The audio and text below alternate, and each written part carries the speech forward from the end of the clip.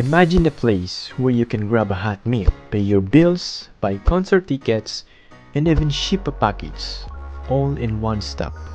So welcome to the world of Japanese convenience stores, or konbini. So today, samahan niyo ako at papasok tayo sa pinakamalapit na convenience store.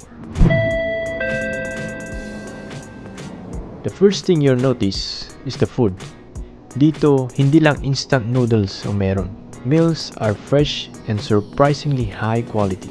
From rice balls called onigiri to bento boxes, fried chicken, this is of course my favorite, and even seasonal desserts. So ang daming choices. At kung gutom ka na, pwedeng ipainit na agad sa counter. Tatanungin ka niyan, "Atatamimasu ka?" ang isasagot mo, "Hi, atama warui desu." Joke lang. Pero hindi lang pagkain ang meron dito. If you need to pay your utility bills, print documents, withdraw cash, or send a parcel, kaya din dito, anytime, kahit madaling araw. Ang dali, di ba? So each chain also has its own specialties. 7-Eleven is famous for its fresh coffee.